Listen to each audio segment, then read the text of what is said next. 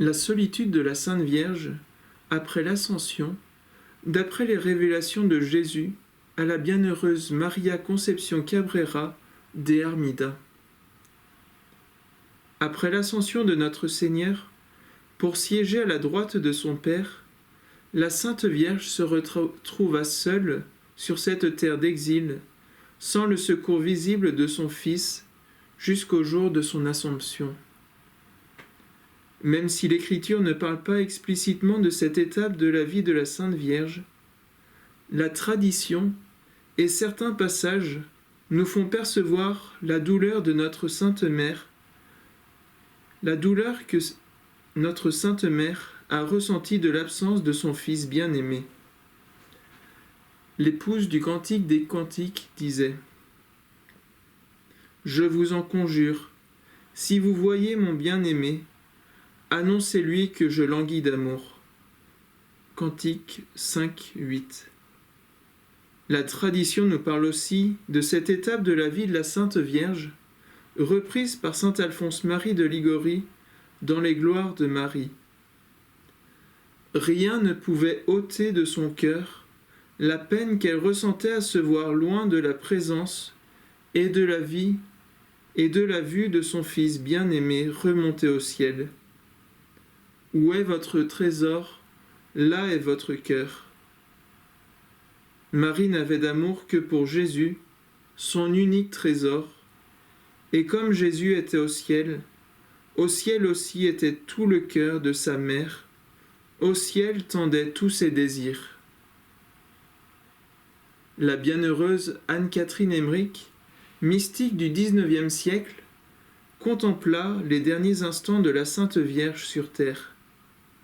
Elle la vit, habitant seule, dans le silence et une paix profonde.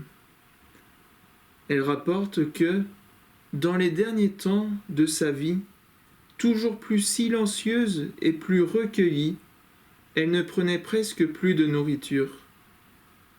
Il semblait que son corps fût seul encore sur la terre, et que son esprit fût habituellement ailleurs.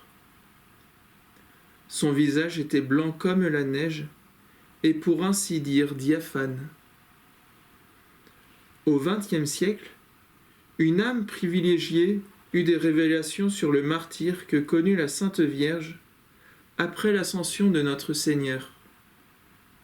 Il s'agit de la bienheureuse Maria Concepción Cabrera de Hermida, appelée de manière habituelle Conchita, dont l'héroïcité des vertus a été reconnue par saint Jean-Paul II en 1999 et qui a été béatifiée le 4 mai 2019.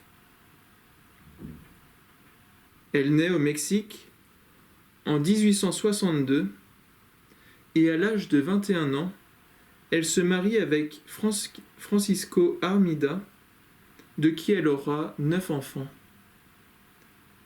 Elle se dévoue tout entière à ses enfants, leur enseignant la foi catholique.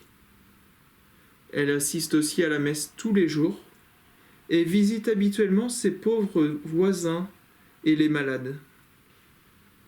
En 1889, au cours d'une retraite, elle reçoit de Jésus sa mission, sauver les âmes.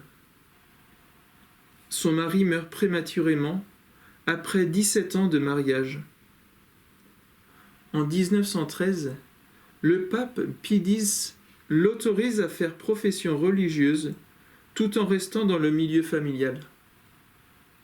Elle eut de nombreuses expériences mystiques, notamment sur la sanctification des prêtres et sur l'action de l'Esprit Saint. Les 22 et 23 juin 1918, Conchita reçoit des révélations de Jésus sur la solitude de la Sainte Vierge après son ascension. Pour ces derniers temps, destinés au règne de l'Esprit Saint et au triomphe de l'Église, était réservé le culte du martyre, de la solitude de Marie, son épouse très aimée. Durant ce martyre, seule la puissance et la force de cet Esprit de Dieu ont pu la maintenir en vie. Jésus, par l'intermédiaire de la bienheureuse Conchita, nous fait part du martyre que connut la Sainte Vierge, dans ce temps de tristesse et de solitude, mais aussi de grâce qu'elle nous a acquise. Le mot martyr peut surprendre, puisqu'on l'entend souvent dans le sens du martyr sanglant. Mais Mère Marie-Augusta nous disait « Le martyr du cœur n'est pas moins fécond que celui de l'effusion du sang. » Saint Thomas aussi nous enseigne que pour mériter la gloire du martyr, il suffit de pousser l'obéissance à son degré suprême en s'offrant soi-même à la mort. Et c'est ainsi que saint Bernard peut écrire « Ce n'est pas par le fer du bourreau, mais par la douleur mortelle de son âme que Marie fut martyre. » Jésus révèle ainsi à notre bienheureuse cette étape de la vie de Marie, constituant pour son cœur une source d'amertume, quintessence du martyr, purification de son amour, en même temps que source inépuisable de grâce et de miséricorde pour le monde, est restée ignorée. Il ajoute « Cette adhésion à ma volonté adorable qu'elle pratiqua après mon ascension fut particulièrement intime au cours de sa vie de souffrance sans nom, durant le martyre de mon absence et parmi les crucifiements de sa solitude. » Devant ce déferlement de tristesse, Notre-Dame accepte la volonté de Dieu sur elle. Ses souffrances demeurèrent voilées.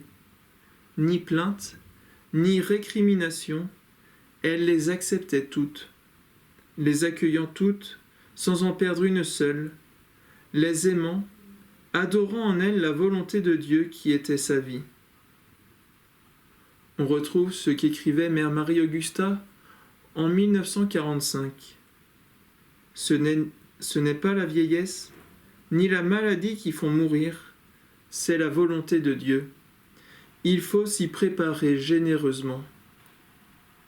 Ainsi la Sainte Vierge s'y prépara généreusement, pas seulement par la douleur physique, mais aussi et surtout par des souffrances morales terribles. Jésus le révèle ainsi à Conchita. Tu avais longuement considéré la première solitude de Marie, c'est-à-dire l'extérieur. Mais tu n'avais pas pensé à l'intérieur, la plus cruelle et amère, celle qui déchire et dans laquelle l'esprit éprouve une agonie, cause de l'abandon. Jésus associe donc sa Sainte Mère à sa propre passion, à son agonie, à sa solitude, à son abandon. Elle a souffert, dit-il, au terrible creuset d'un abandon semblable à celui que j'ai moi-même éprouvé sur la croix. En tant que co-rédemptrice, Marie éprouva dans son âme toute pure l'écho de toutes mes agonies, humiliations, outrages et supplices, le poids des péchés du monde qui ont fait saigner mon cœur et la vibrante douleur de l'abandon du ciel qui obtient des grâces. On peut voir dans cette description des douleurs de la Sainte Vierge, dans sa solitude, la cause de nombreuses grâces qu'elle gagna à toute l'humanité. C'est un grand honneur pour les âmes quand le Père les appelle pour les associer à la rédemption, à la co-rédemption, en s'unissant à moi, à Marie, à l'apostolat de la croix, c'est-à-dire à celui de la souffrance innocente, douleur pleine d'amour et pure, douleur expiatrice et salvatrice en faveur du monde coupable. Mère Marie-Augusta disait « La voie de la vertu est rude et montante. Il faut la tenir avec courage. C'est la grâce que nous accorda la Sainte Vierge lorsqu'elle vécut exilée dans cette vallée de larmes. Notre-Dame-des-Neiges, première de cordée, nous vous confions notre montée vers la deuxième partie de la fête de Notre-Dame-des-Neiges, et nous redisons notre confiance en votre puissant secours. Notre Père disait « La haute montagne demande de l'énergie, de l'endurance, de la maîtrise de soi. La cordée qui veut réussir son ascension a besoin d'un guide sûr et prudent, mais aussi d'un entraîneur au cœur ardent et miséricordieux qui sait encourager et aider dans les difficultés de la montée. » Terminons cette vision de la solitude de la Sainte Vierge par les mots que prononça Pie XII à la suite de la définition du dogme de l'Assomption le 1er novembre 1950. Par un mystérieux dessein de Dieu sur les hommes de la génération présente, si tourmentée et souffrante, égarée et déçue, mais aussi salutairement inquiète de la recherche d'un grand bien perdu, un coin de ciel s'ouvre, lumineux, rayonnant d'innocence, d'espérance, de vie bienheureuse, où siège Reine et Mère, à côté du soleil de justice, Marie. Avec notre Père fondateur, le Père Lucien Marie, redisons-lui, Notre-Dame-des-Neiges, médiatrice des grâces, notre Mère au ciel, voyez nos misères, cœur immaculé brûlant d'amour, formez nos cœurs à votre image.